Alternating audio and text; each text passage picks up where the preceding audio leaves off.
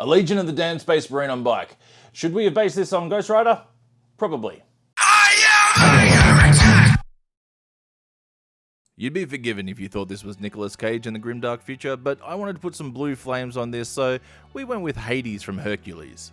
Honey, you mean Hercules? Moving on. And no, I didn't include the sculpting of the green stuff just because I'm not that great at it and there's definitely better people out there than I. Alright, let's prime this thing black.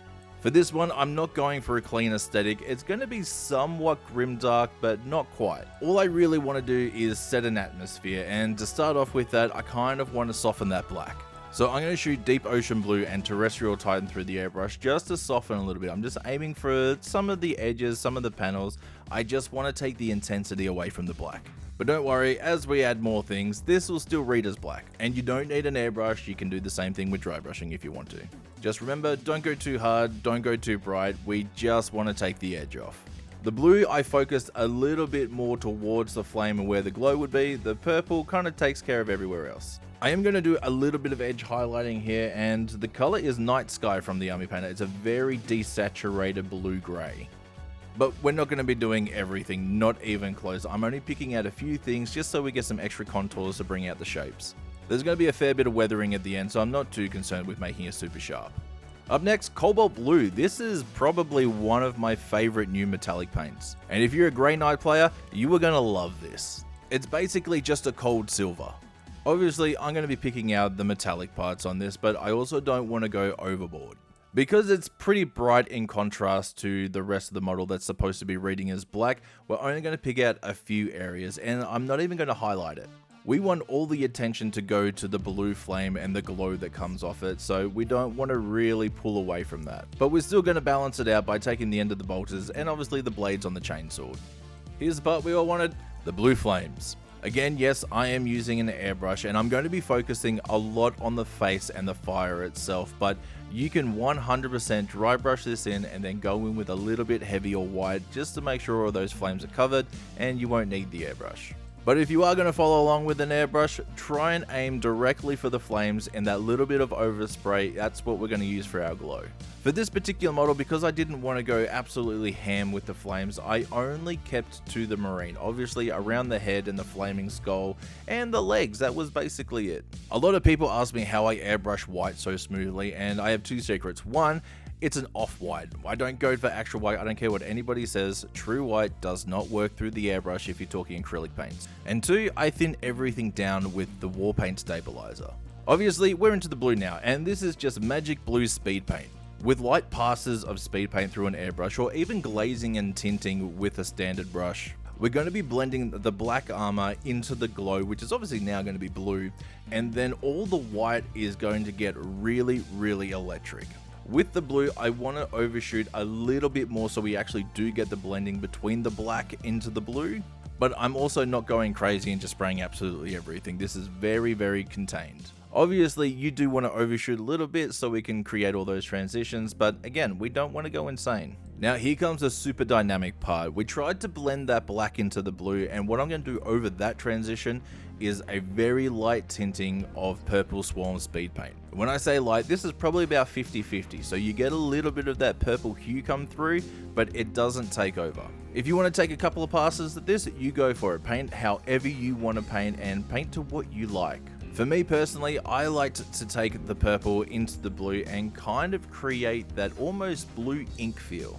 And because purple is a lot darker, it really helps to blend that into the black. And again, if you don't have an airbrush, what I'm doing here with the purple is the exact same thing that you could be doing with the blue. You can still create all those same transitions, it just takes a little bit longer and a little bit more patience. The other thing that I'm going to be using this purple for is to darken down a lot of the spots where I kind of want to contain the glow a little bit more. Like I said before, we're not going for a clean, crisp paint job, we just want to create an atmosphere. Now, before we move on with the flames and start adding in the bright spots, I wanted to do the skull so I wasn't competing. Obviously, we want all the focus to be towards the face, and generally that means we're going to make that the brightest area. But to sell a glow like this, we also have to go pretty bright in a blue flame. With a base coat of skeleton bone, I basically just went over the whole skull, painting it fairly opaquely, and then started mixing in some ice yellow for the highlights. A warm bone is going to be an awesome contrast against the cold blue flame. Speaking of, for the blue flame, the closest we're going to come to white is bright sapphire. This one I thinned down fairly heavily. I think it was 3 drops of war paint stabilizer to 1 part paint. And that's because I wanted this to run into the recesses. The hottest part, or the most intense part of a flame, is generally right in the middle, and then everything that comes up, it's where it gets darker as it fades away. So to easily simulate that, I basically just thinned it down and let it run into all of the recesses. And with a texture like flamed, it is really fun to watch the capillary reaction take place. Just look at them go. Whee! When does a joke become a dad joke? When it becomes apparent. That was the single most popular joke in the competition that we ran in the last video. Ooh, alright, let's give away some paint. In the iridescent dad video, we had a competition and the only condition of entry was to flood the comments with dad jokes. That's all you had to do. And originally I was going to put all of the names into one of those generators, spin a big fancy wheel, you'd see it on screen, and that was going to be the thing. And then we had like 500 entries. And then we had 500 entries. So I'm going to go into the comment section, flick it through, and that's going to be how we pick our winner. Super high-tech stuff. Amanda's walking around saying, I'm a TP, I'm a wigwam, I'm a TP, I'm a wigwam. Another man tells him to relax. He's too tense. Omicron Samurai, send me an inbox. You just won yourself 102 paints from the Army Painter in their Wargamer Fanatic set, and it even comes with a little dragon from Archon Studios. Undoubtedly, we'll run more of these as we go, and I think it's only fair that the next competition run in the Patreon. There are links to the Patreon, and this is the very last chance to get in on the first wave of the Prismatic Heretics model. Sign up to a $10 tier, and you will get a custom painted Spacemarine. I already have 100 to paint. Here's something we don't do very often around here, basing. And we're going to keep this pretty simple. Again, we just want to create that atmosphere. We're going to add some different textures and some different colors, but those colors are also going to push more into the warm spectrum. Because our marine is fairly cold, being with all that blue, we're going to push it warm to kind of balance it out a little bit. So before, that was all just crackle texture paint, nothing outstanding. I'm just going to start laying in some Brigadine brown over 90% of the base. Obviously, the further in we go, I'm going to leave a little bit more of that black, and this is already going to start to shift it towards being warmer. For a little variation and interest, now I'm going in with Scarab Green. Very earthy tones to kind of make it feel like earth. For the ruins, I'm just going to come in with Weapon Bronze, and I am not doing a lot of this. This is really just to pick up some edges, make them look shiny, add something extra. For what's coming up next, this is going to be pretty blotchy, pretty patchy. It really doesn't matter what happens here. It's just extra interest, that's all we want. For the skulls on the base, because we don't want them to be a focal point and draw attention away from everything else, I'm just going to come in with a little bit of skeleton bone. It is pretty thin and I am doing it pretty scratchy. It's just to pick out some of the details on what used to be faces. And now with a bit of foam that's so old that even Leonardo DiCaprio doesn't want to date it, we're just going to start stamping in some dry rust effects paint. And this is going to do two things. One, it's going to simulate mud for us because it is a little bit grittier, and obviously it's brown. But when we apply it to metal, it's also going to sell as a rust. The cool thing about these effects paints is they have a little bit extra grit in there, so we already get a texture just from that, and then they dry super matte. Just remember, less is more. And if you don't have a 21-year-old piece of foam, then yeah, a brush will do just fine. I actually really like using brushes for this kind of thing as well, because I can get a little bit more detailed and add some strokes and stuff that a sponge just won't do. Whenever you feel like you're finished with the dark rust, that's when we're going to use the fresh rust. The only difference here is it's a little brighter, it's a little bit more orange. So we're going to use this as our highlight color. We're just going to hit some edges on things. We're just going to make more visual interest.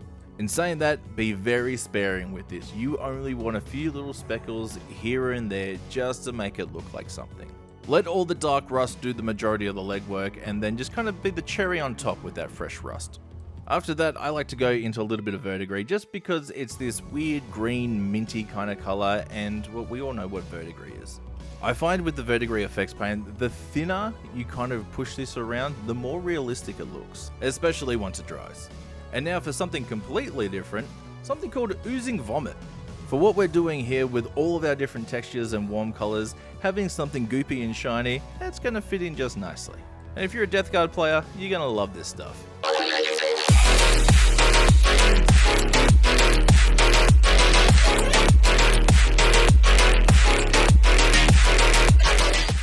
Look, let's be honest, this is not an award-winning paint job, but it doesn't have to be. Not everything has to be to the tippy-top standards of whatever you can do.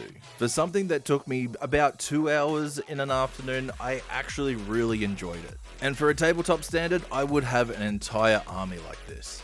As always, a massive thank you to InGames, the Army Painter, and everybody that supports us through Patreon and watching the videos. Love you all, see you next time.